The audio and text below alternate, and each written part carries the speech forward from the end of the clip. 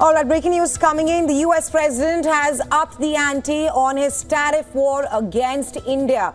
Just minutes ago, Donald Trump signed an executive order for an additional 25% tariff on India. A White House statement says, and I quote here, articles of India imported into the United States of America shall be subject to additional ad valorem rate of duty of 25%. The statement further says, and I quote here, necessary appropriate to impose additional ad valorem duty on imports of articles of India, which is indirectly importing Russian oil. Well, this is a massive development coming in from Washington, D.C., and it comes shortly after the U.S. president suggested a very substantial hike would come within a span of 24 hours. India has already been hit with 25% tariffs in the recent past, and the hike now takes the total retaliatory tariffs against India to a whopping 50%. Trump's retaliation comes after India took a stance against the U.S. president's tariff and lashed out at West double standards. In a sharply worded statement, the Minister of External Affairs said that India will take all required steps to safeguard its national interests, while pointing out that the US and EU have themselves continued trade with Russia, including in energy and critical commodities. New Delhi has further called this targeting of India unjustified and unreasonable.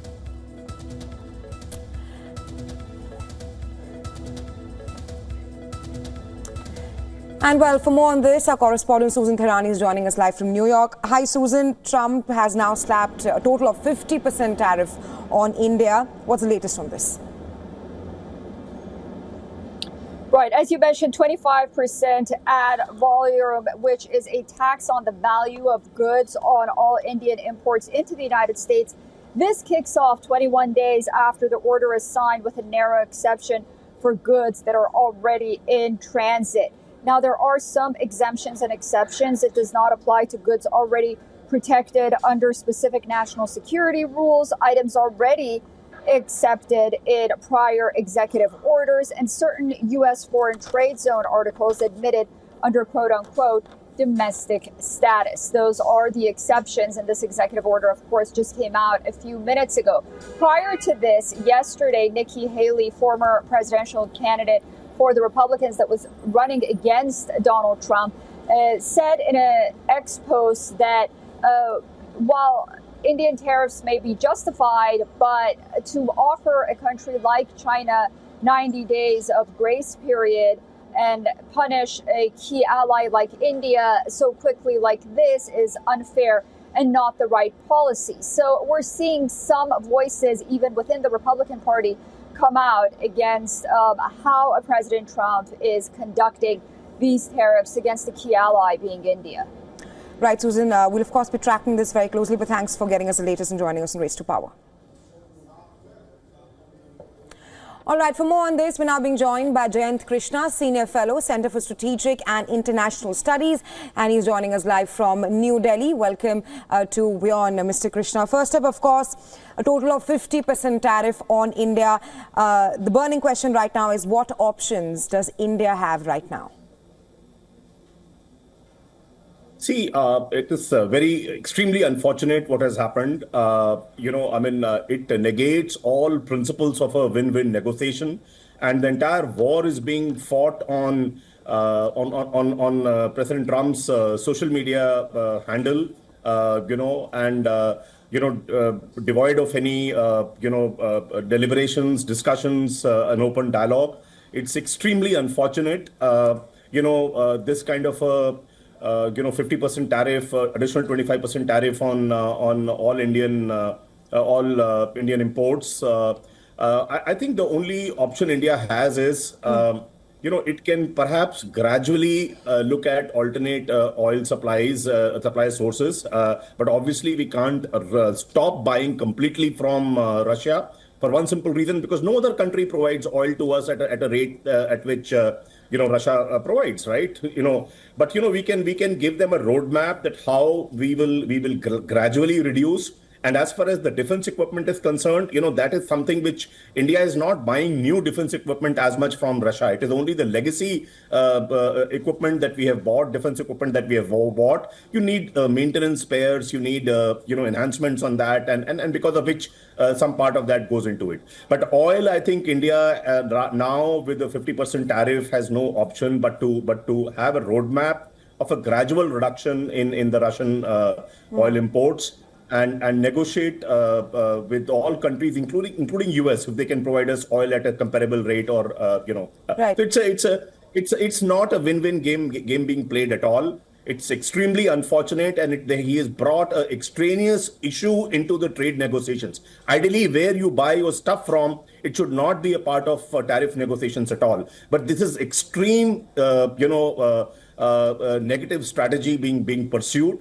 But the fact is, nations like Japan, European Union, UK, many other countries have succumbed, and they have sweetened the deal, and that's the reason they are ready with the deal. I at this point of time, I believe, since US happens to be India's second largest trading partner, right, and among the only major countries where we have a trade surplus in favor of India, and also the maximum amount of FDI that comes from any country to India is from the US. So I don't think we have as many options. And I don't think it will be fair to stop the Russian crude oil imports immediately. But there has to be a roadmap of a gradual reduction because we actually don't have a choice at all. We are not as strong an economy as China, which can really call right, the shots, and because there's a huge amount of American dependence on imports from China, which is not as much the case with India at all. So I think we have to be very, very careful and not give up the path of negotiations. I don't think confrontation with somebody like Trump will help at all. But right, we Mr. have to move on a path of a reconciliatory negotiation and a gradual roadmap for reduction of crude oil import from right, Russia to India. Right, Mr. Krishna. Like you also mentioned that a lot of countries have succumbed to Trump's pressure. India is clearly standing up to Trump at this point of time, with India's NSA also in Moscow. What's the broader messaging that you see is coming out of New Delhi towards Trump? See, New Delhi today has not reacted when an additional 25% has been put, but the earlier reaction was loud and clear that you are blaming us for importing oil from Russia. But the fact is, US itself imports uranium from Russia. It imports palladium, which is used in electric vehicles. It imports chemicals, fertilizers. European Union has also been talking about India in a way helping Russia by importing oil from there. And perhaps funding the Ukraine war, which is very unfair. I mean, the total trade that European Union, for example, does with Russia is of the order of 60 to 70 billion euros, which is much more than the total oil and all other imports that we do from Russia. And similar the story with the US also. So I think it's a very unfortunate situation where extraneous elements have come center stage, and they have become more important than discussions on things like tariff reduction, removal of non-tariff barriers, and some headway that US wants in Indian markets, especially for the agricultural, the farm products and the dairy products. It's very unfortunate the direction in which these negotiations have gone, and now I believe negotiations are not even happening till the time the American team right, arrives in India by end of this month, end of August. So the war is being fought on social media. Unfortunately, Indian diplomacy can't stoop to that level and join the race with the US on this war. But India's choices and options are getting reduced for sure. Right, Mr. Krishna, I was just coming to that yesterday when a reporter asked Trump about how US also imports fertilizers and uranium from Russia, he had nothing to say on that aspect. My third question to you is that this additional 25% tariff, which makes it 50% against India, it comes a day earlier, of course, after Trump said that he will substantially raise the tariffs in a span of 24 hours. Do you think that the US president is closing in on the time? Yeah, so I think, see, initially I thought it shows his frustration because he wanted a deal. He's a quick fixer. He's a transactional president, and he only believes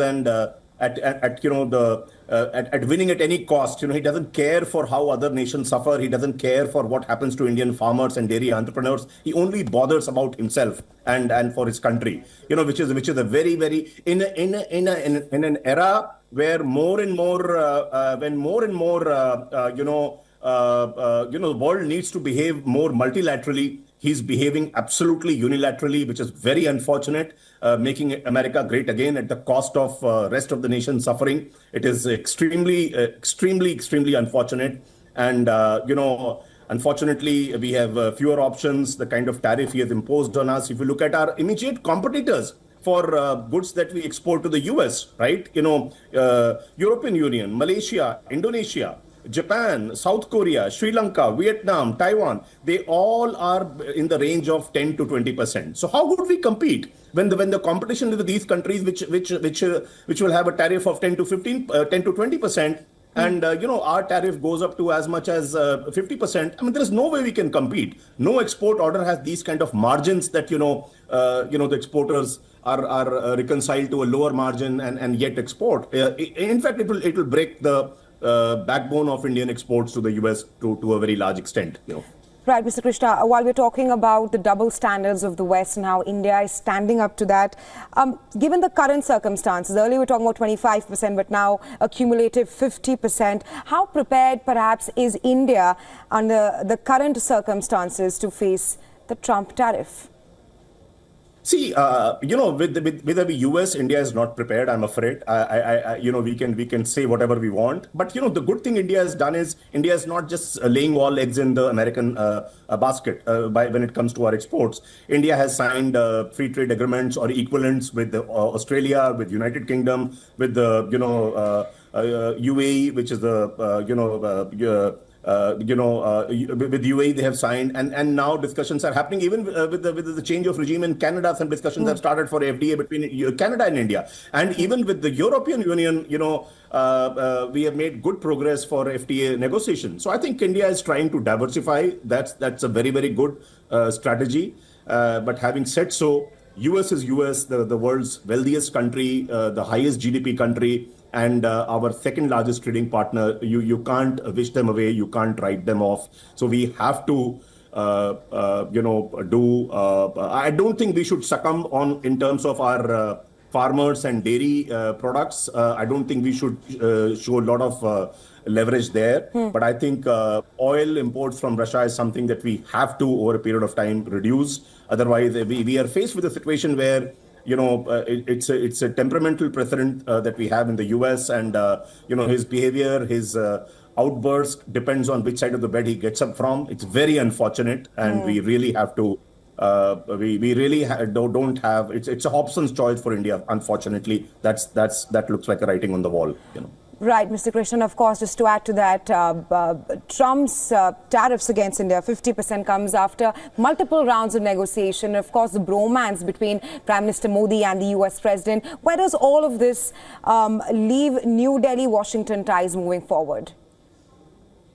So I think, this is very ironic, actually. If you look at, US-India relationship is not new. I mean, last 25 years, the thaw started with Prime Minister Vajpayee when he was the Premier of India. It started during that time, and it reached its level of maturity during Dr. Manmohan Singh's time. Those 10 years, our relationship with the US was extremely good, and we had a civil nuclear deal and a variety of other agreements and understandings and so on and so forth. So the relationship has been the relationship has been there for last 77, 78 years since we became independent. But last 25 years has been a very strategic relationship with a lot of mutuality. US has always been wanting to have an expanded, access to Indian markets, looking at the fact that we are the most populous country in the world. Purchasing power has also improved. And post-COVID, we saw how the entire world has been looking at, having alternate supply chain destinations rather than laying all eggs in the Chinese basket. And India has been a forerunner.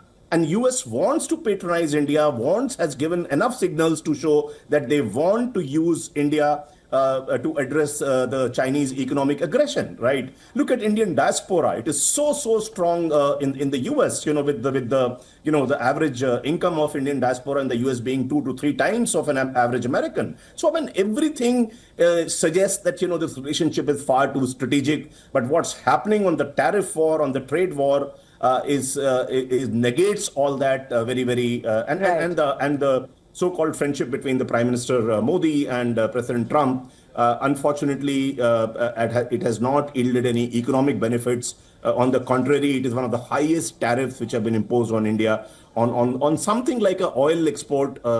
Imports from Russia, which is a very extraneous issue, not connected with the trade issue at all.